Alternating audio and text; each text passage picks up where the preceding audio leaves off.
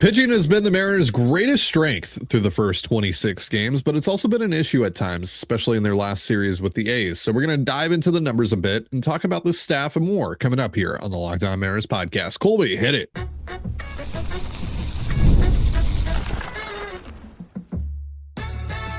You are Locked On Mariners, your daily Seattle Mariners podcast, part of the Locked On Podcast Network, your team every day. Ahoy, sailors. It is Thursday, April 23rd, 2026. My name is Titan Gonzalez, and I'm joined as always by my co-host Colby Patnode. And on today's show, we'll be doing a little bit of a team review 26 games into the season. Now, we're mostly going to be looking at the pitching side of things, but I also want to talk a little bit more about what Julio's doing because he's off to a really nice start. But for the most part, we're going to do a big picture review of the Mariners pitching staff and also get into some of the specifics like, Andres Munoz's struggles, for example. But let's just start with an overall review here of the Mariners starters, Colby. The rotation has been a big part of this thing so far for the Mariners. They have thrown the most innings of any starting rotation in all of baseball, 150 and a third, which is really good because that obviously has a positive trickle-down effect on the bullpen and bullpen usage. That obviously didn't show up in this past series against the A's, but for the most part, the Mariners starters have been able to get deep more often than not into their starts. They're not striking out a ton of guys, 16th right now in Ks per nine, but they're first in walks per nine, not issuing any free passes at all. ERA rise, they're seventh right now in the league, and then FIP wise, they're fifth in the league, 3.32 FIP, and according to FanGraphs, they are the fourth most valuable starting rotation in all of baseball right now at 3.3 F4. So the rotation as a whole has been really good, but like we talked about yesterday, Colby, it's once you get into those individual performances and you start talking about the Logan Gilberts and the Luis Castillos of the world where there start to become some problems that crop up. Yeah. Obviously Logan's problems are the same as they were last year. He's really struggled to get deep into outings except for twice. This year he did get deep, which was nice to see. But overall, yeah, he's just been kind of what he was last year, which is a five and dive type of guy who goes out there and he might get you, 8 strikeouts. But again, if he's only getting you 15 outs every 5 days, that's a bit of a problem. And this last series, it was exacerbated because Luis only went 5 and Hancock only went 5. So you had 3 days in a row where your bullpen had to get, your bullpen in the series had to get 39 outs in 3 games, which is quite a lot. And the bullpen, you weren't able to stack your bullpen the way you wanted to because some guys weren't available because they had pitched 3 of the last 4 days.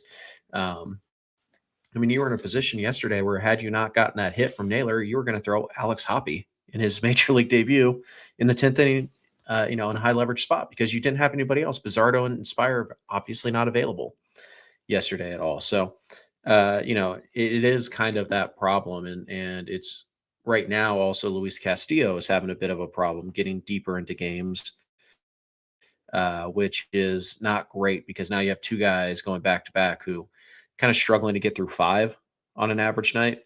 And that's just not going to fly with the bullpen. At that point now, if Hancock only goes 5 or if, Kirby happens to have an outing where he only goes 4 or 5, now you're in real trouble. Now the Mariners haven't had a lot of days off so far. They played more games or the highest number of games of anybody this season. Nobody's played more games than them. It's also a normal way to say that. So yeah, it's just one of those things where like the innings, they lead the league in innings pitched from the rotation. It's like, yeah, they've played, nobody's played more games than them. So that's part of it. But part of it too is that, they had a George Kirby complete game. They've had 4 outings already of 7+ innings, not counting the Kirby complete game. So yeah, they've done a really nice job, but it's mostly been Wu and it's been Kirby, and Hancock is more in that camp. He usually goes 6. So yeah, it's a little bit of a tricky thing here because the starting pitching's been very good overall, as you laid out in the numbers. And it is the reason that you've kind of avoided disaster here. I know it feels like disaster, but They're 4 games under 500 with 135 to go. Like, they're fine. So overall, the biggest problem with this team and why they're 4 games under 500 is the offense still. But that doesn't mean that the pitching has been perfect and that the pitching has been, we don't have to worry about it and there's no way we can improve it or anything like that, because you absolutely can. But yeah, right now the starting pitching in particular has been very good overall. But you kind of start checking in on some guys. We'll see what happens now that there's a little bit of a book out on Hancock and the new arm angle. His next start will be very interesting. And then obviously Logan Gilbert kind of continuing with the same problems he had last year.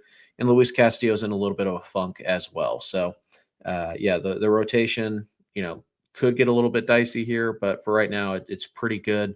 Bryce Miller's on his way back. We'll tackle that, quote problem when we get to it. But the rotation's been good. There's no question about it. But there are some red flags or maybe some yellow flags, they're not problems yet per se, but something to keep an eye on and track as we go forward. Again, it's that Gilbert Castillo stack that worries me, and how that's going to impact not just the games that they pitch in, but future games. And again, like you said, like if, a turn through the rotation, Wu doesn't go 6, or Kirby doesn't go 6, or Hancock doesn't go 6, or Miller, when he gets back, he doesn't go 6. Now you're in a tough spot, having to essentially rely on Castillo or Gilbert to be able to get deep into one of their starts. Now, Castillo, I'm not as worried about in that regard, because this isn't an issue that's lingered now for over a year, whereas that is the case with Logan Gilbert. I have legitimate concerns about Gilbert's ability to give you innings with any sort of consistency right now, because it just hasn't happened for the past 40 starts or so that he's had. No. So again, we saw exactly the kind of impact the kind of negative impact that can have on this team over the course of this A's series. And it's concerning, especially if, one of the other 3 guys start to take a little bit of a step back here. You're going to need Gilbert and Castillo to step up. Those are supposed to be, 2 of your horses here in this rotation. I mean, like, you can argue that all 5 guys, once you have Miller back in the rotation, all 5 of your guys are horses. But, Gilbert and Castillo are supposed to be the guys in this rotation. And objectively, they've been the 2 worst guys so far through the first 26 games of the season. Now, despite some of the not necessarily red flags, we'll call them orange flags for now in this Mariners rotation, I think you have to feel pretty good about what the group has done overall, especially after the struggles last year. Where things get interesting in this Mariners pitching staff, though, is in the bullpen. We'll talk about that group in just a moment. But first, a reminder, this episode of the Locked On Mariners podcast is brought to you by 5 Hour Energy. If you've got a sweet tooth like I do, then you know how tough it is to find that perfect treat without all the sugar. That's why the Confetti Craze 5 Hour Energy Shot brings that nostalgic flavor back in a whole new way. This is that classic taste you remember, but with a tasty caffeine boost and 0 sugar. It's a quick, easy way to satisfy that sweet craving while keeping things simple and on the go. I've always loved birthday cake, but I'm turning 30 this year, so I can't be eating sweets all day. And this is a perfect alternative. Confetti Craze 5 Hour Energy Shots taste just like birthday cake, vanilla, and buttery flavors to let you be unapologetically extra and unstoppably energized. The Funfetti flavor is back on 5hourenergy.com or Amazon. So crack open a Confetti Craze 5 Hour Energy Shot today. And you're listening to the Locked On Mariners podcast, part of the Locked On Podcast Network, your team every day. Thank you so much for making us your first listen for all things Mariners. And also thank you for making Locked On the #1 sports podcast network. Don't forget to check out the Everydayer Club for ad-free episodes and access to a group chat with me and other listeners of this show. Tap the link in the description or go to lockedonmariners.supercast.com to learn more. So let's get into some of these standard numbers on the Mariners bullpen to kick things off here, Colby.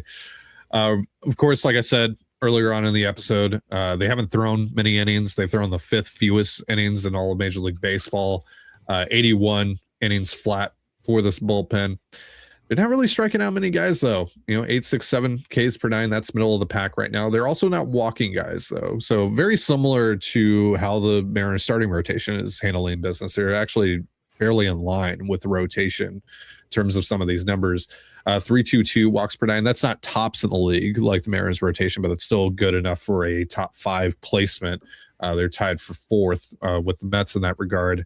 ERA wise, they're 8th right now, 3.44 ERA, and then FIP wise, they're 4th. They're even better in that regard among all bullpens in Major League Baseball, 3.51 FIP. The issue here, though, or like the thing that kind of stands out, the negative potential negative that stands out here from the standard numbers is, again, not striking out a lot of guys, also not getting a lot of ground balls.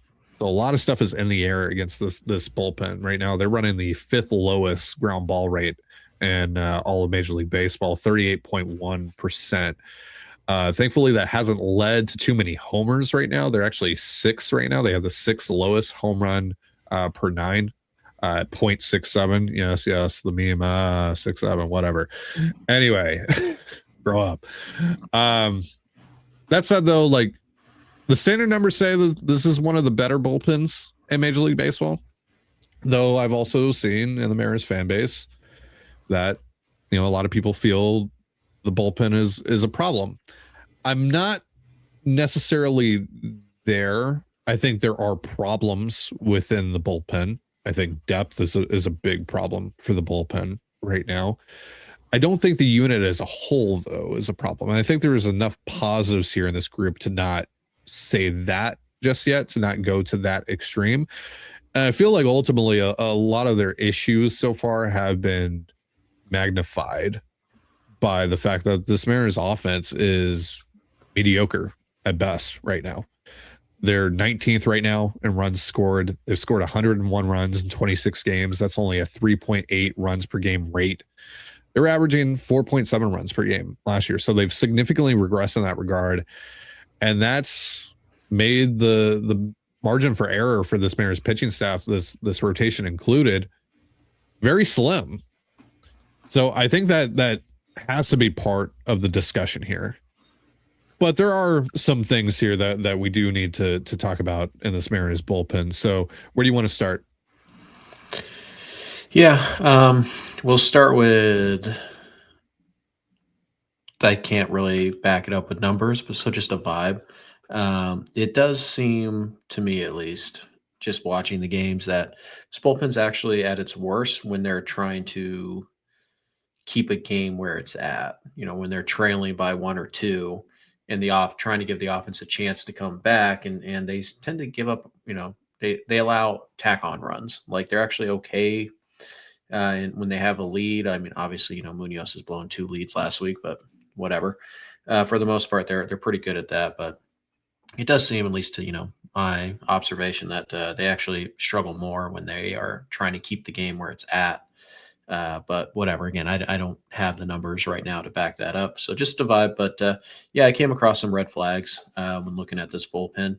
Got them written down here. Now, these are as of yesterday, before yesterday's game was counted. So they're not going to be perfect, but they're going to be close enough. So like you mentioned, this bullpen's not really striking anybody out. They only have 2 relievers with an above average K percentage, which, just for the record, is 22.2%. They only have 2 guys that are above that. Now, I think they have, maybe it Spires at like 22% flat, so close enough. So 3, but still less than half the bullpen is striking out guys at an acceptable rate. They only have 1 reliever with a win probability added of above 0.02. And 4 of them, 4 of the relievers in the bullpen have a negative win probability added, and they have the 6th lowest win probability added as a team, as an entire bullpen. So now, again, one of those guys is Jose Ferrer. Does your eye test tell you Jose Ferrer's been terrible? No, or at least it shouldn't. So again, these are just numbers, really. I mean, these are all small sample sizes as well, so things can change very quickly. This team has the highest line drive percentage allowed.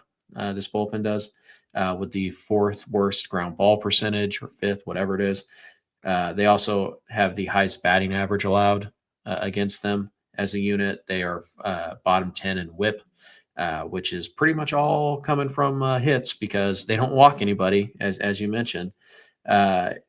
Here's a slightly concerning number, or fact, rather. Jose Ferrer has appeared in exactly half the games the Mariners have played.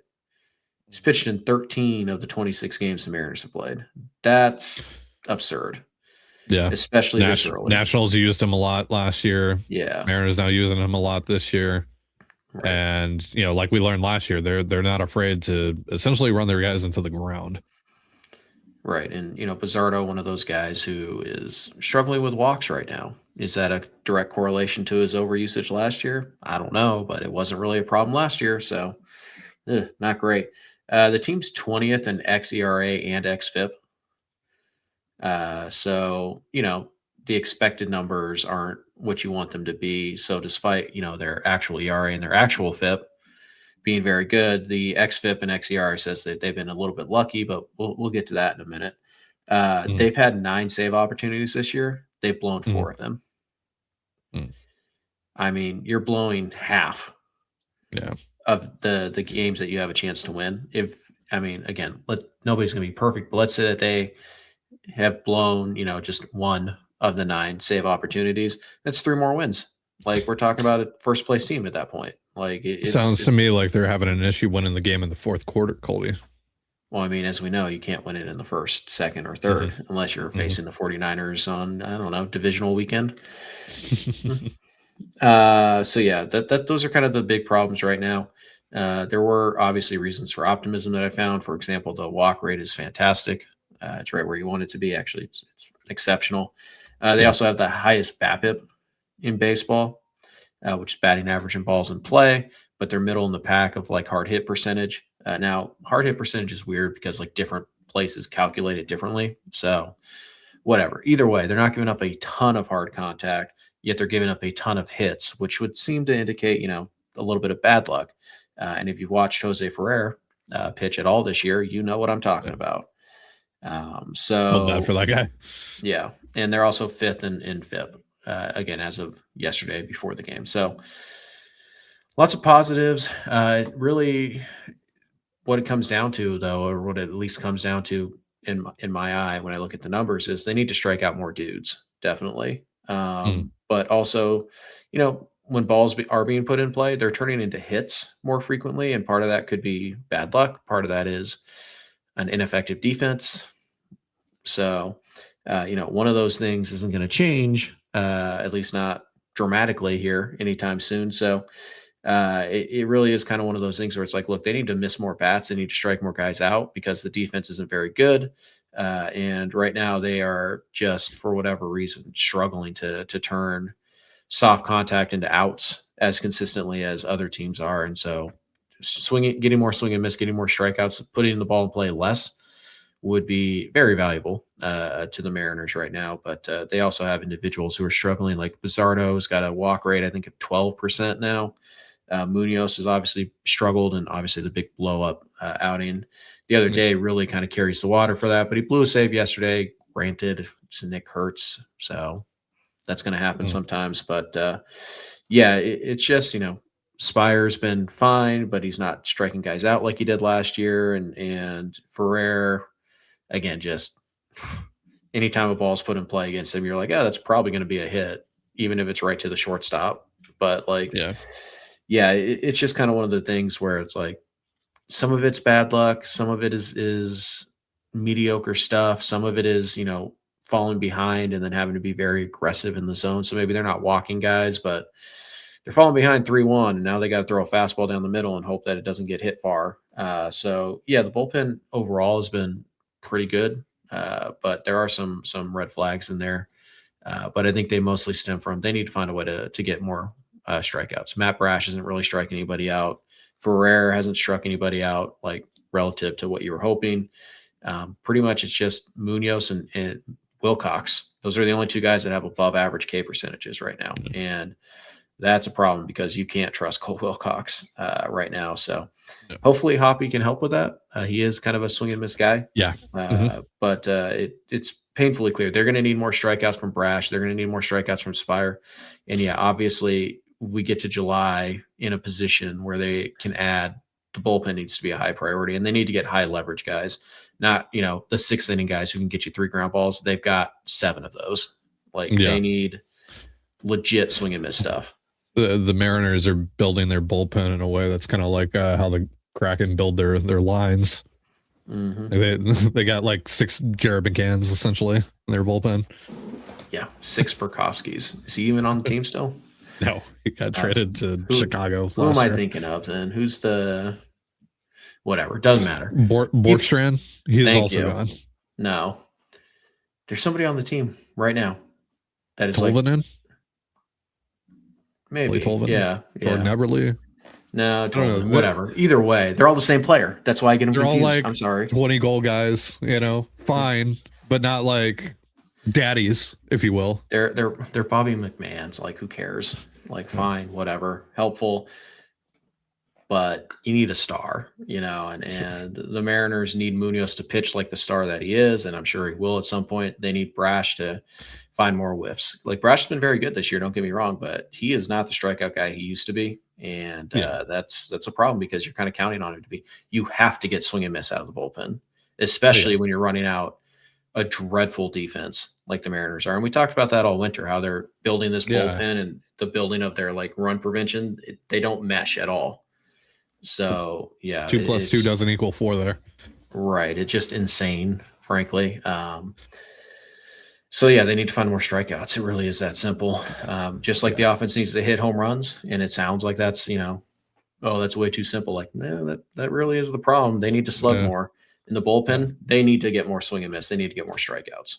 So that's pretty much what we wanted to say about the Mariners pitching staff here through the first 26 games. But before we get out of here, I want to talk a little bit about what Julio Rodriguez is doing right now. He might be off to his best start to any season so far, despite the overall numbers not really looking great. But over the last 3 weeks, he's actually been pretty darn good, despite not really slugging. So we'll go over those numbers in just a moment. But first, a reminder, this episode of the Locked On Mariners podcast is brought to you by Indeed. Workplace chaos, deadlines stacking up, inbox overflowing, and the one position you have to fill still sitting open. When the pressure's on and you need the right hire, this is a job for Sponsored Jobs. Indeed Sponsored Jobs helps you reach the people who actually fit what you're looking for: skills, experience, location, so you're not just hoping the right candidate stumbles across your post. And here's a stat that says it all. In the minute I've been talking to you, companies like yours made 27 hires on Indeed, according to Indeed data, worldwide. Spend less time searching and more time actually interviewing candidates who check all your boxes. Less stress, less time, more results. When you need the right person to cut through the chaos, this is a job for Indeed Sponsored Jobs. And listeners of the show will get a $75 sponsored job credit to help you get your job the premium status it deserves at Indeed.com/podcast. Just go to Indeed.com/podcast right now and support our show by saying you heard about Indeed on this podcast. Indeed.com/podcast. Terms and conditions apply.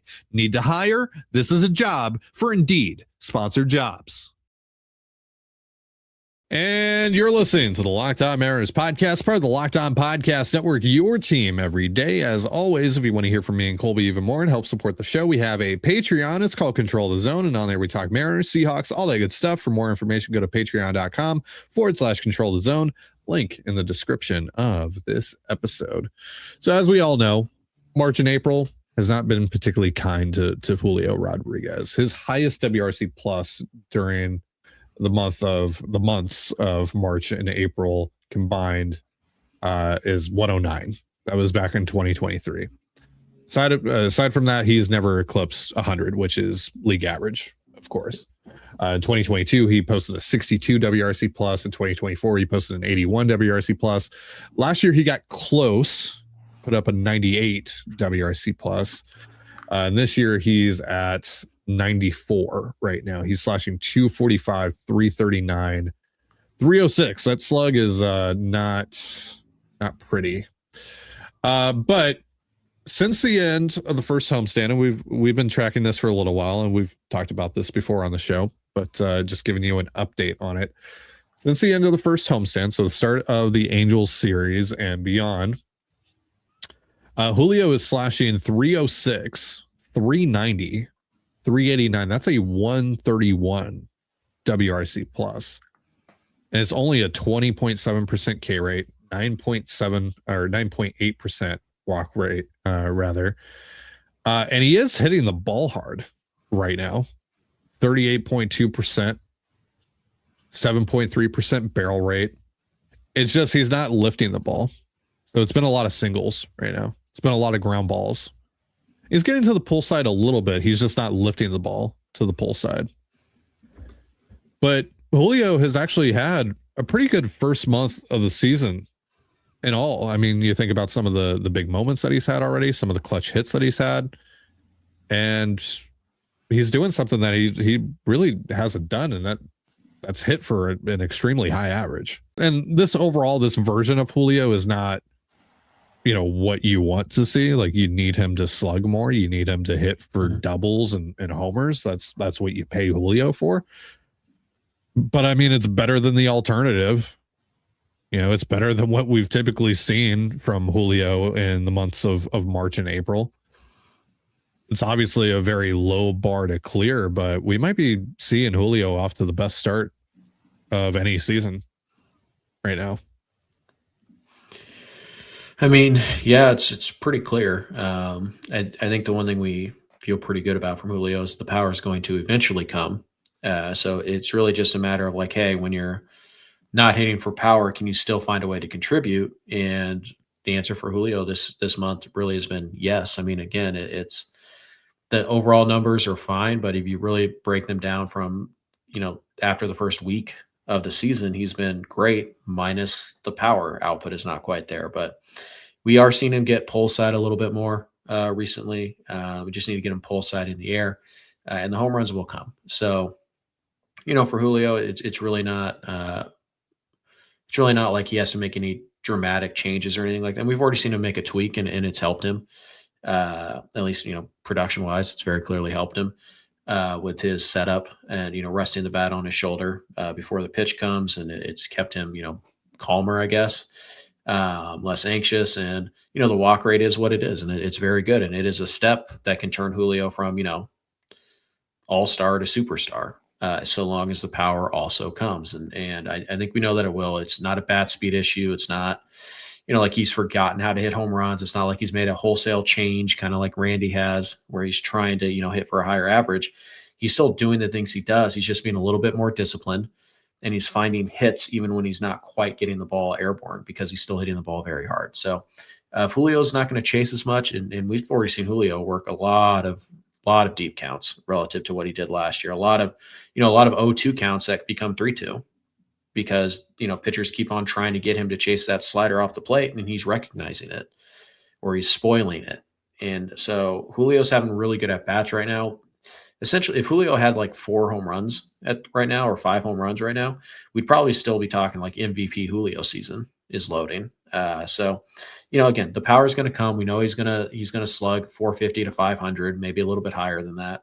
And there's always the upside for more. But if he's going to hit, 280 to 300 like he has the last couple of weeks, if he's going to post on base percentages, in the high 300s like he is right now, then honestly you can live without a little bit of power. If Julio's just a 25 home run guy, but he's got a 380 on base and a 290 batting average, you're going to take that, because that's a 7-win player, and so yeah. But we know that the possibility of hitting 30, maybe 40 is still there, and we know that Julio can do it even if he ends April with 3 home runs. We know he can certainly still get to 35, 40, because we've seen him do it.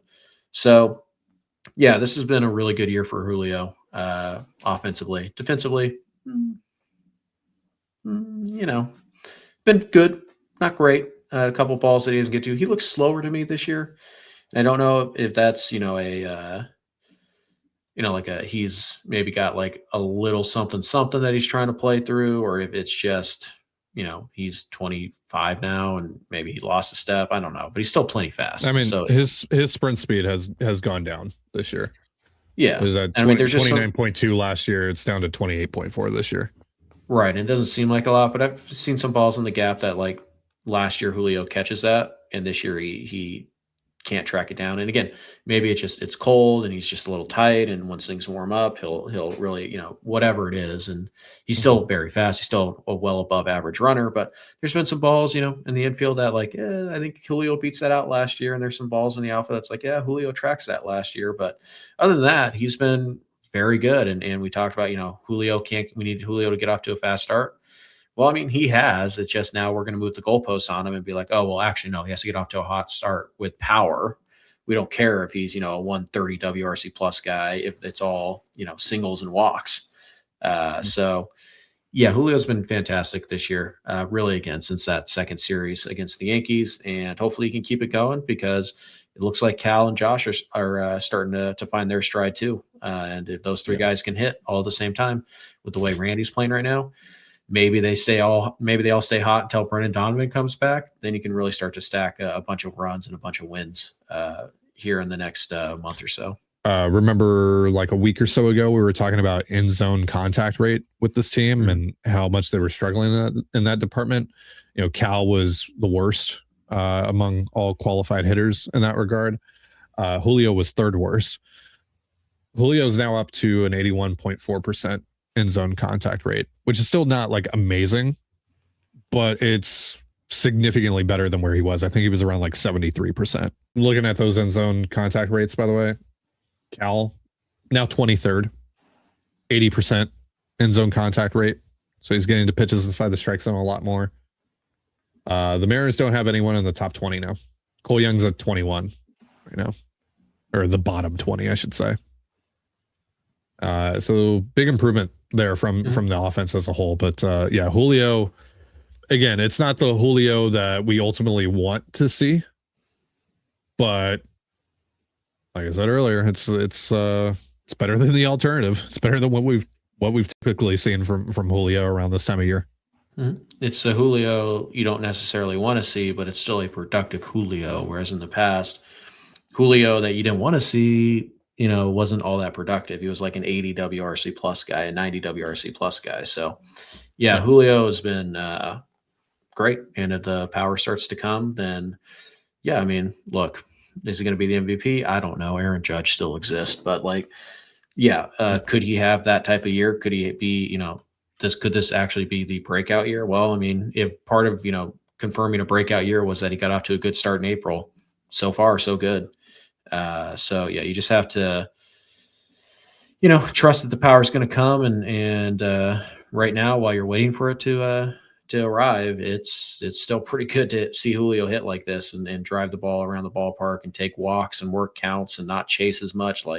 It's a really good sign from Julio over the last 3 weeks or so. All right, that is going to do it for our show. Thank you so much for joining us here on the Locked On Mariners podcast, part of the Locked On Podcast Network, your team every day. And once again, if you never miss an episode, it's time to make it official. Join the Locked On Everydayer Club and get ad-free audio, access to our members-only Discord, and more, all built for our most loyal fans. For Colby Patnode, I'm Titan Gonzalez. Be sure to give us a follow on Twitter at @LO_Mariners. You can follow me at Titan Gonzalez and Colby at CPAT11. That's CPAT11. We're also on Blue Sky. You can follow me at TDG, Colby at MLB Colby, and the show at Locked On Mariners. You can also find us on Instagram and TikTok at Locked On Mariners. Have yourself a beautiful baseball day, and we'll see you next time. Peace.